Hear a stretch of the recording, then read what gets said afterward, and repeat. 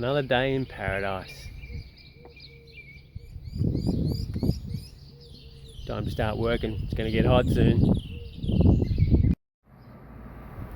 Now, I did say to people that asked for my rather feeble advice that when they were going to buy a boat, you should always buy it in the rain, because then you know how dry it is.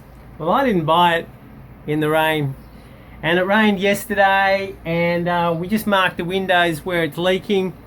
All the windows with blue tape are where it's leaking. We also got leaks on the main bed and the hatch.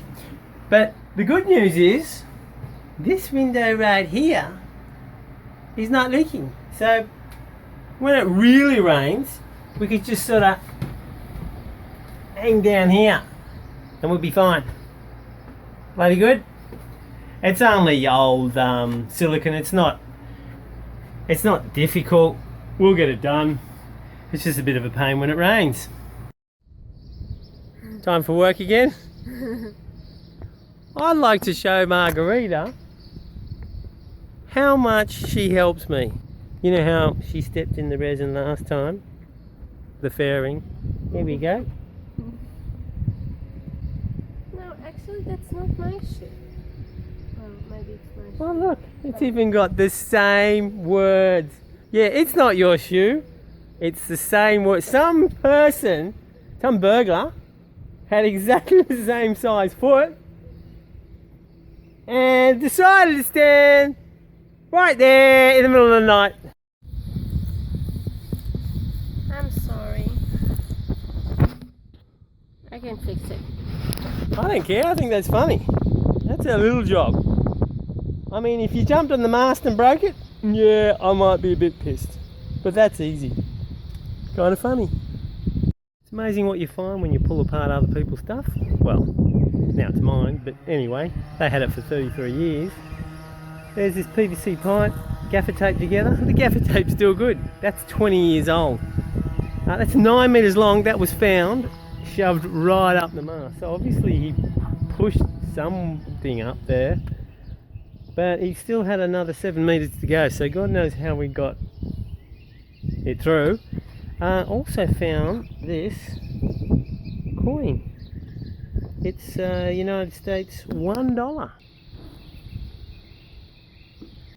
And I spoke to him and he said, yeah, that's for good luck. So I'm going to shove that back in the mast because he had good luck. He sailed this boat, I don't know, 12 or 15 times across the Atlantic and went to so many places, not funny. So, alright, so at the moment what I'm doing is I'm joining PVC tube together. This is 1.25 inches. It's probably a bit of an overkill.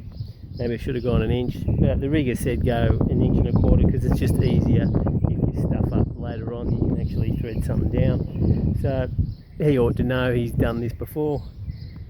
I've got it in 3 easy lengths. So I'm going to thread it through with this guy's PVC push rod that I found in the mast. And that'll be easy to get it through. And then I'll glue it together. Then I'm waiting for Dwayne. Dwayne's going to help me fix it inside the mast. Now that's going to be interesting. I've never done that before. Actually, most of the jobs you see I've never done before. I just have a read, ask a few people, and then just give it a crack. What do you think of my dodgy tent?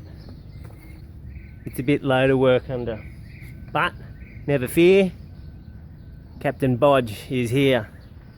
Found myself a flipper.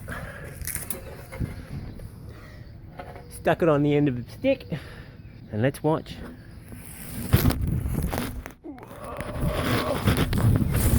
Here we go.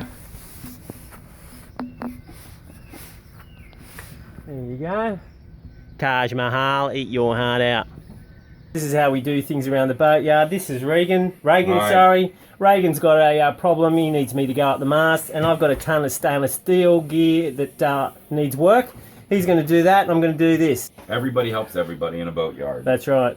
So what am I doing? I'm doing spreader lights. You're doing spreader lights? 2 spreader lights, shoving the wire back in, and also the whirligiggy and the topping lift.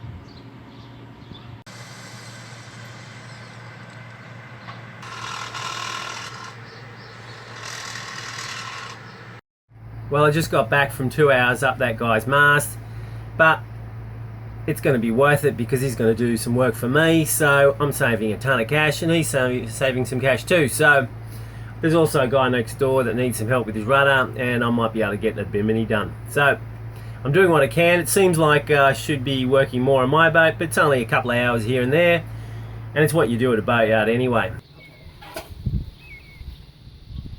Right, then, no, not roll it, slide it.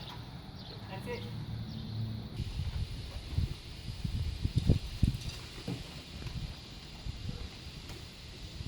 All right, start pulling.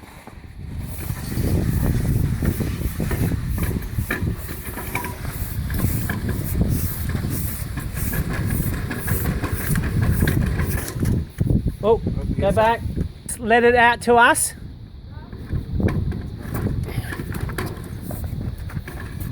Okay, try again. You got it? All the way through.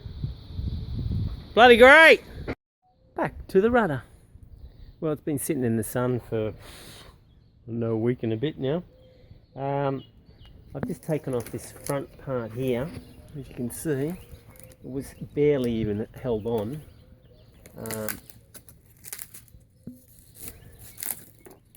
My main concern is, I know there's water and I can hear it, and I drilled it, I didn't film it. Water came out, not much, but this is crappy foam. I mean, you can see the water in it. So, to dry that out, I mean, even if I took off all these covers, it's not going to dry out. My main concern is the welds, because this is in a moist environment without oxygen, and these will corrode. And then when they corrode, the welds corrode, I'll turn the rudder and the axle will turn, but the rudder will just stay there. So there's no rudder basically, it'll just sit dead.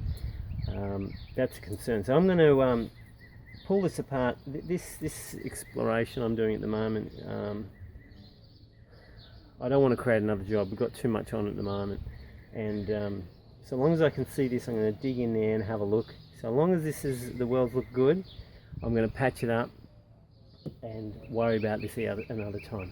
There is a risk, like in the future, that these will eventually corrode, but it's been 40 years and I don't know a single rudder out there. Oh, like, I'm not that experienced. I don't know a single rudder out there, or single owner, that hasn't spoken about their rudder full of water.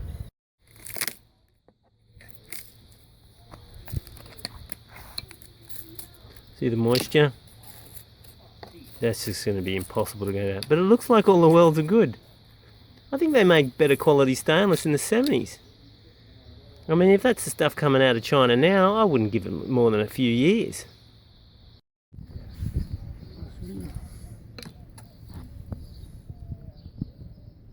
See, I'm looking in here.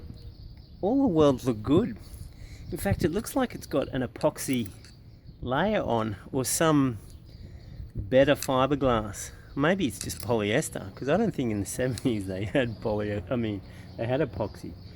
This is looking good, but I got issues with doing something. I mean, I know I'm bodgy, and a lot of bodgy people would just bog it up, and I'm tempted to do it because I don't have the time. But I'm thinking, if I can pull this frame out, stainless steel frame out from this foam, and I can dig that foam out, I can fill it somehow with something else. I don't know if there's a better product out there, and reinsert this and completely seal it up, and so there won't be any salt water there. I'd be much happier to do that, much happier, because I just know that if I'm in a storm in the middle of the South Pacific and this rudder goes, I mean, it'll probably go. Yeah, I know I'm Captain Bond, but this can be fixed. Let's see if I can do it quickly. So I'm going to cut it open and keep the two halves as the mould, and hopefully it won't be too hard to put back together.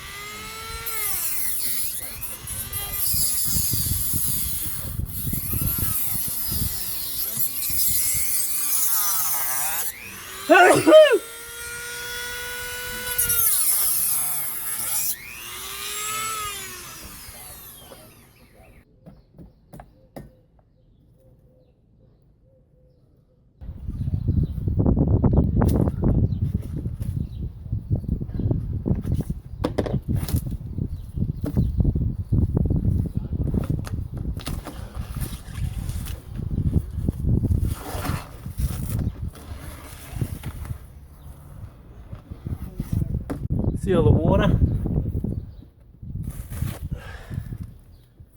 Completely saturated. Anyway, it's off now. I've got to do a proper job. I'm actually quite happy with that. I might have to start a budget for the rudder alone, a separate Patreon account.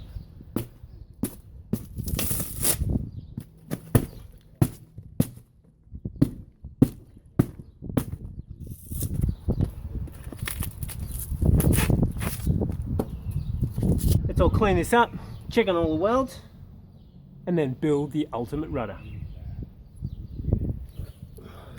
I was thinking of getting, I think we call it H180.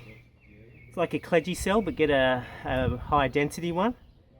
And making ribs and then gluing them all together. But that's going to take a long time. It'd be so much easier just to put these two halves together of the mould. I'm going to call this the mould. And simply just fill it up and it'll just expand out and then I'll cut it. Yeah, just can't do Captain Bodge on this one. I'll have to be Captain Right. Captain Right. Doesn't quite have the same ring to it, does it?